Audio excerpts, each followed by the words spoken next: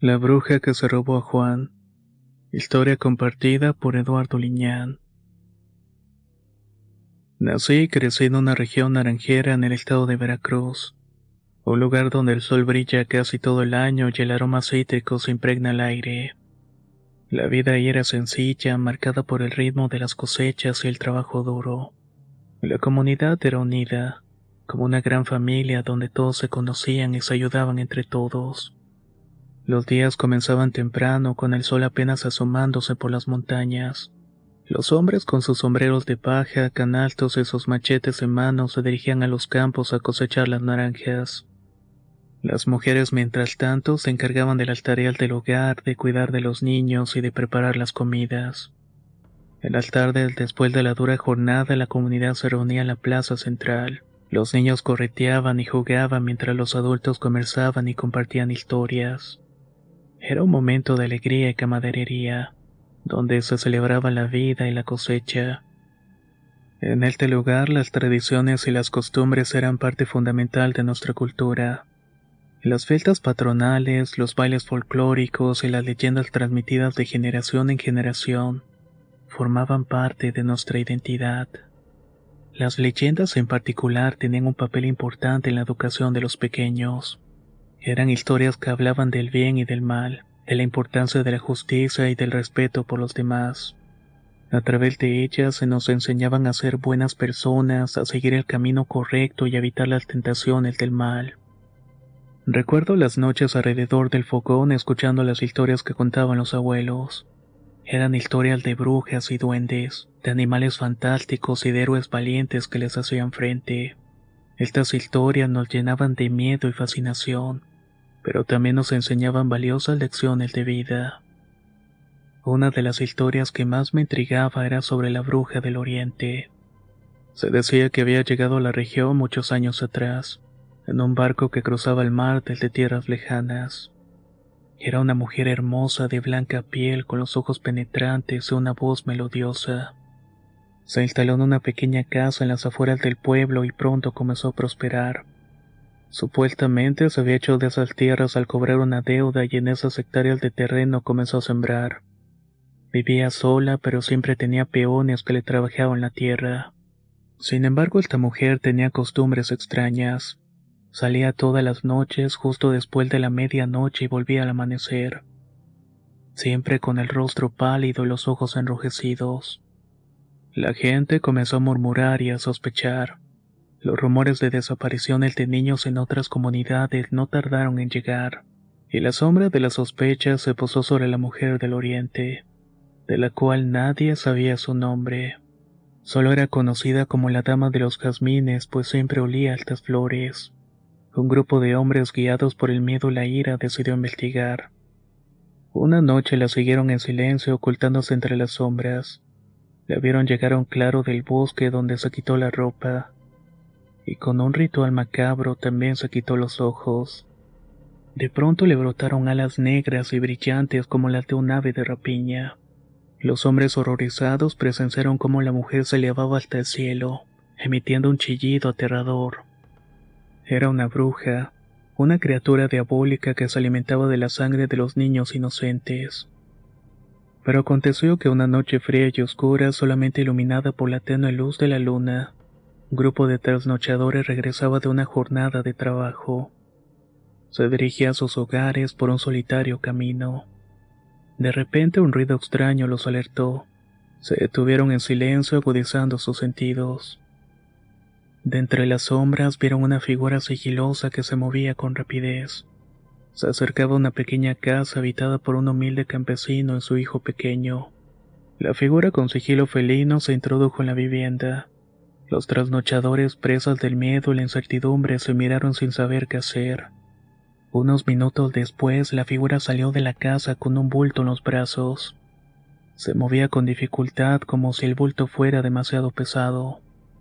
Al acercarse a la luz de la luna, los campesinos pudieron ver con espanto que se trataba de una mujer, pero no de una mujer común y corriente.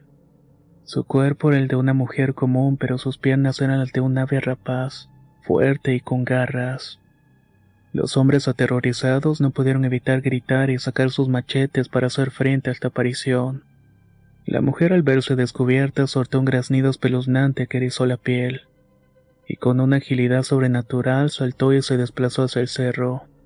Ahí fue donde desapareció en la oscuridad de la noche. Los hombres temblorosos se acercaron al bulto que la mujer había abandonado. Al abrirlo encontraron al pequeño hijo del campesino profundamente dormido. No importaba cuánto lo intentaran, no podían despertarlo. Cuando avisaron al padre, éste se encontraba también profundamente dormido.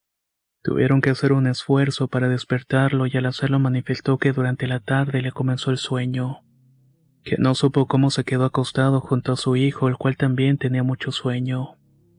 Al dar la alarma en la comunidad, el terror se hizo presente. La historia de la dama de los jazmines, la bruja del oriente que robaba niños, se hizo realidad. Los padres aterrorizados vigilaban a sus hijos durante la noche, todo por el temor de que la bruja los raptara. El pequeño hijo del campesino fue devuelto a su hogar, pero nunca despertó del misterioso sueño en el cual la bruja lo había sumergido. Todos lo iban a visitar con la esperanza de que despertara.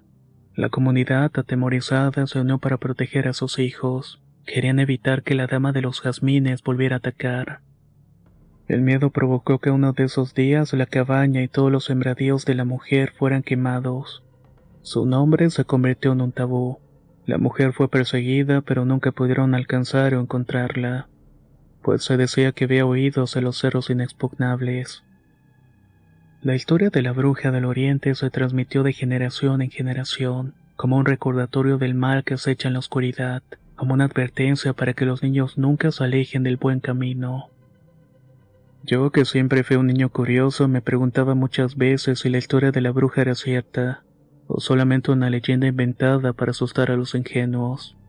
Sin embargo, al mirar a los ojos de los ancianos mientras la contaban, al sentir el escalofrío que recorría sus espaldas, no podía evitar creer que algo de verdad había en estas historias. Pero ocurrió que uno de esos días el sol caía a plomo sobre nuestras cabezas mientras nuestros padres regresaban de trabajar. Nosotros los pequeños, llenos de energía, correteábamos y jugábamos entre las parcelas. De pronto, como si un imán nos atrajera, nos dirigimos hacia un viejo camino del monte. Este era conocido por ser un lugar donde las libélulas se concentraban en grandes cantidades. Junto con otros niños me uní a una expedición. La emoción de atrapar estos insectos de colores vibrantes nos dominaba. Cuando llegamos al sitio, la vista del claro rodeado de árboles nos dejó sin aliento. Centenares de libélulas revoloteaban creando un espectáculo de luz y movimiento. Al fondo del claro, entre la maleza, distinguimos los restos de una choza quemada. Un escalofrío recorrió mi cuerpo al recordar las historias que se contaban sobre la bruja del oriente. Los niños, intrigados por la historia, nos acercamos a la choza con cautela. No quedaba mucho. Solamente algunos pedazos de madera carbonizada y una vieja troje que aún conservaba algunas herramientas oxidadas. La noria en desuso se erguía como un gigante silencioso en medio de aquel lugar. Al entrar en los restos de la troje, curiosos por ver si había algo rescatable para seguir jugando, el aire de pronto se tornó denso y frío. La luz del sol que se filtraba por las rendijas del techo parecía tenue y enfermiza. Uno de los niños, que era mi mejor amigo y cuyo nombre era Juan, con un valor que no sabía de dónde provenía, se adentró aún más hasta una formación de piedras de río. Al tomar una de estas, escuchamos un crujido espeluznante que nos alertó de inmediato, como si el ambiente mismo protestara por nuestra intromisión.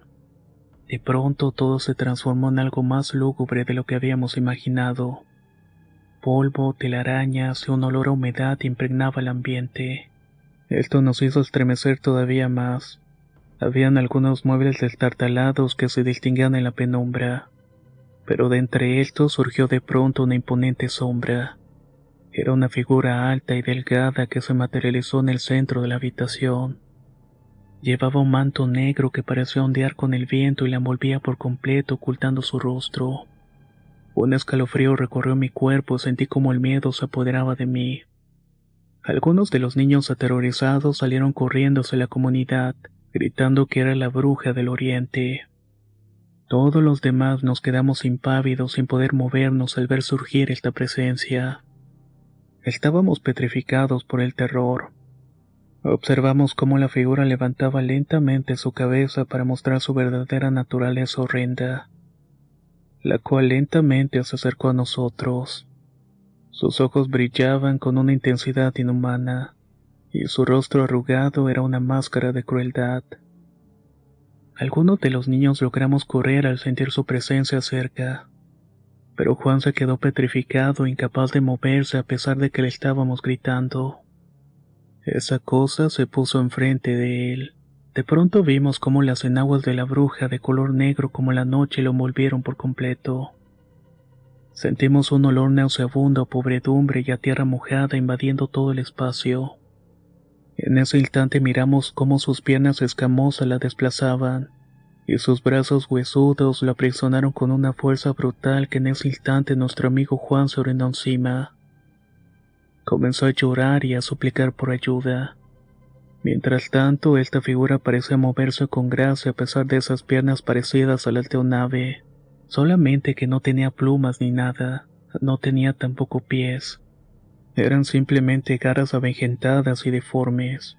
Los gritos de los otros niños invadieron el lugar mientras la bruja se alejaba del sitio con nuestro amigo a su merced. Sus pasos eran rápidos, extraños, como si no caminara sobre dos piernas, sino más bien era como si flotara. Era algo sobrenatural definitivamente.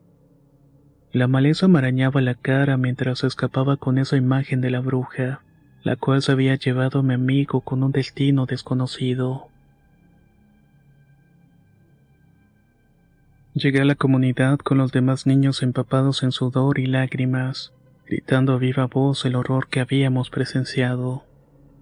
La desaparición de Juan a manos de la bruja del oriente sembró el caos en el pueblo. Hombres, mujeres y niños salieron de sus casas presas del pánico y de la incredulidad. Los adultos organizaron batidas de búsqueda peinando cada rincón del monte, cada cueva y cada arroyo. La esperanza se teñía de desolación con cada hora que pasaba sin noticias de nuestro amigo. Los gritos de su madre sonaban en la noche, como un lamento desgarrador que lava la sangre al perder a su vástago. Los días se convirtieron en semanas, semanas en meses y Juan nunca volvió. Su rapto se convirtió en un misterio que pesaba sobre la comunidad como una losa. La alegría se extinguió, reemplazada por un miedo constante a lo desconocido. Los ancianos, con voces cargadas de sabiduría y tristeza, recordaban las historias de la bruja, un ser mitológico que habitaba en los bosques, capaz de hechizar a los niños y llevárselos a su oscuro reino. Ahora esas historias no parecían tan lejanas y tan irreales. Eran ciertas. Habíamos visto algo tenebroso y aún no cabíamos de la impresión. La desaparición de Juan marcó un antes y después en la comunidad. Los niños ya no jugaban libremente en el bosque. Las risas se apagaron y la oscuridad de la noche se volvió todavía más temible. La imagen de la bruja con sus enaguas negras y sus ojos penetrantes se grabó fuego en nuestras memorias. El recuerdo de nuestro compañero de juegos, un niño alegre y lleno de vida, se convirtió en un símbolo de la fragilidad de la inocencia. Su desaparición nos dejó una lección. El mundo no era un lugar de juegos y risas. También había oscuridad y peligros en los rincones más inesperados. Y así, con el corazón apesumbrado y la mirada nublada por el miedo, seguimos viviendo. La desaparición de Juan nos perseguirá para siempre.